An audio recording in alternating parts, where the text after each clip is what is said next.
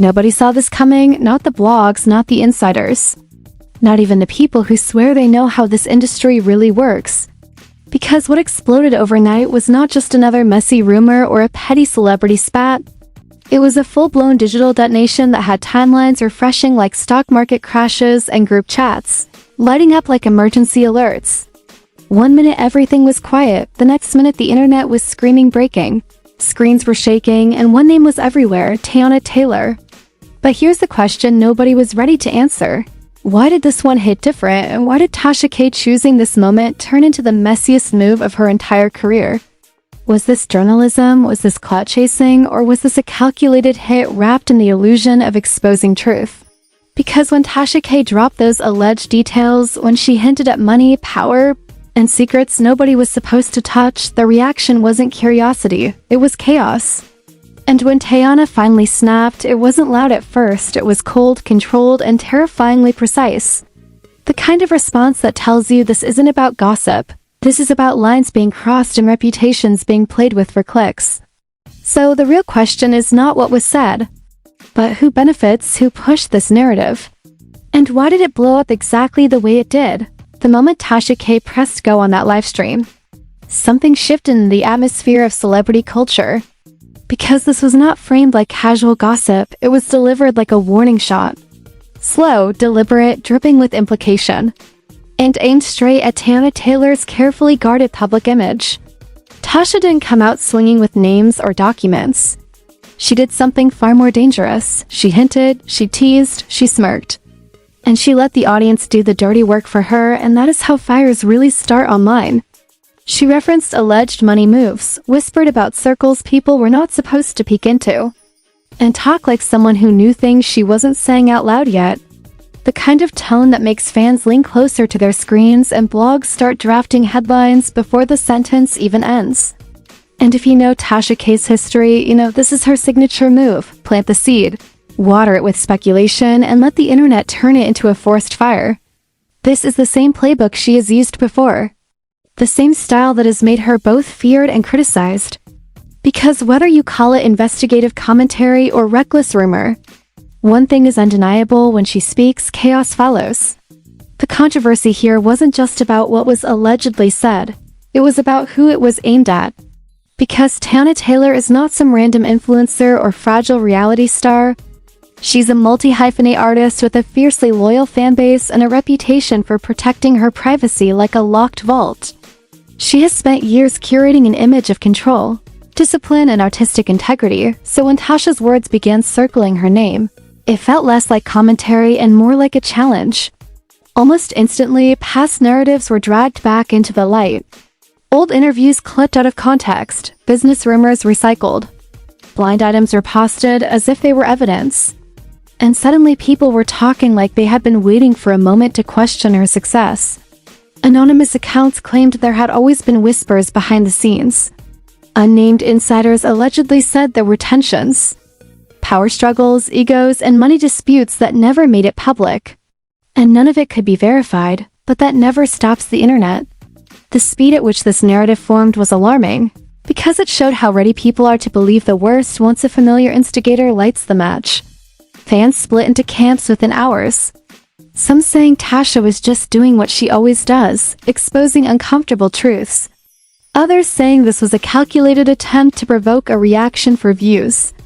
Especially with engagement numbers dipping and controversy always being the fastest currency. What made it worse was the timing, because Teyana had been relatively quiet, focused on her projects, her family, her evolution away from constant visibility. And that silence was twisted into suspicion by critics who framed it as hiding rather than healing. Comment sections filled with phrases like "this has been brewing." You don't just wake up and get accused like this. Where there's smoke, there's fire.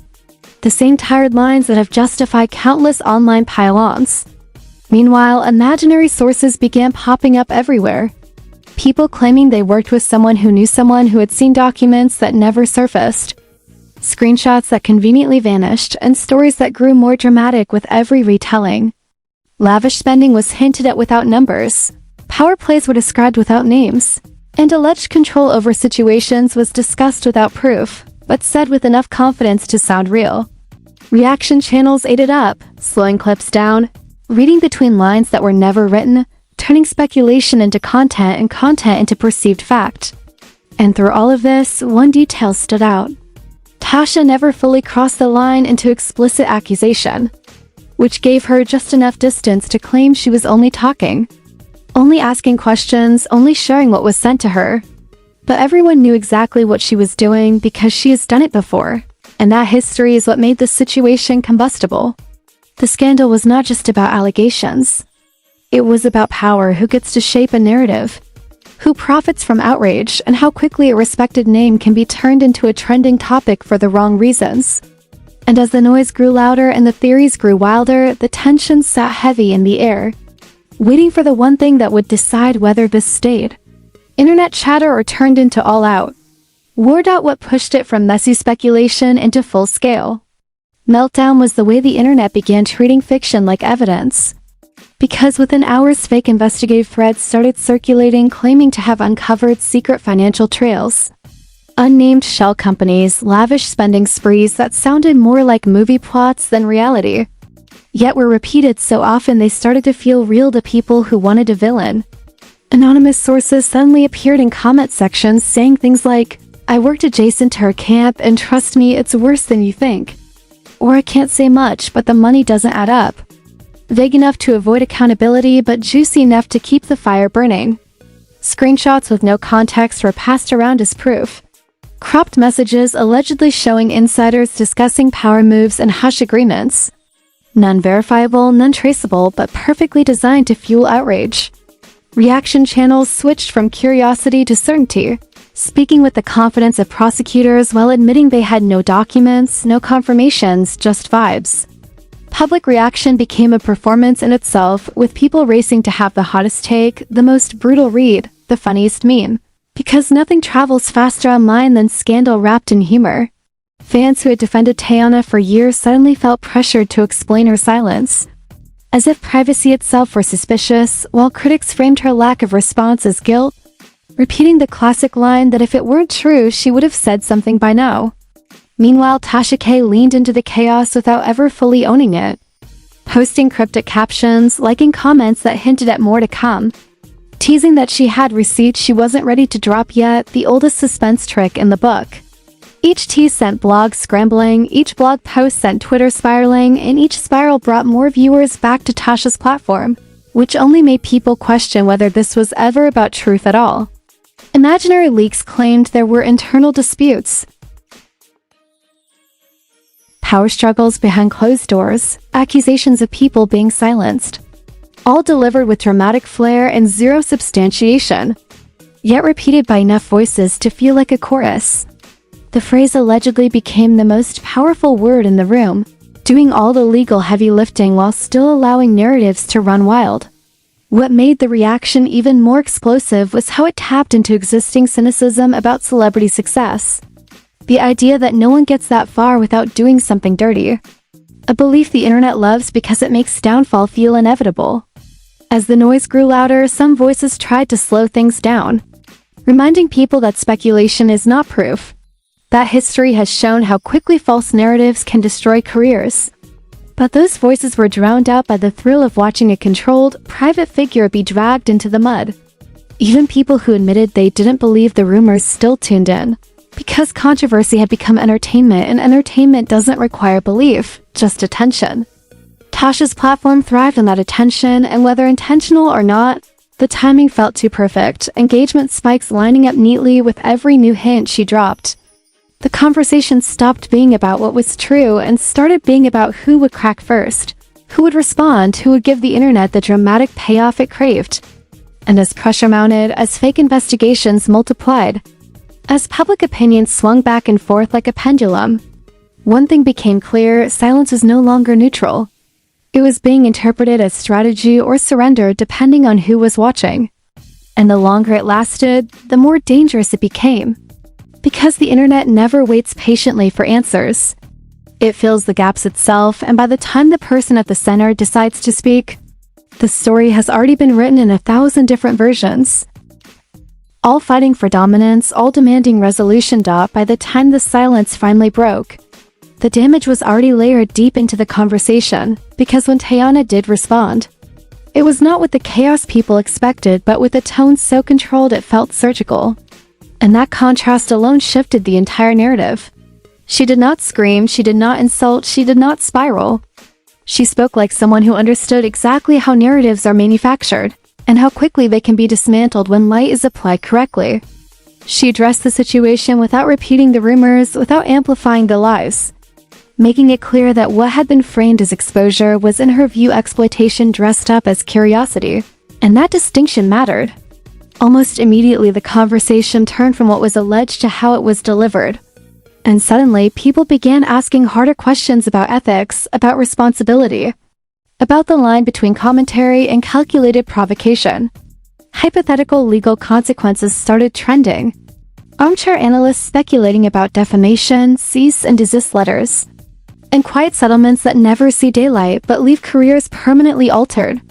Anonymous legal experts on social media weighed in, claiming this was exactly how cases start, not with lawsuits but with patterns, documented behavior, and public statements that show intent rather than accident. The tone toward Tasha shifted subtly but unmistakably. From fearless truth-teller to reckless instigator in the eyes of many, especially as old clips resurfaced showing similar tactics used on other figures.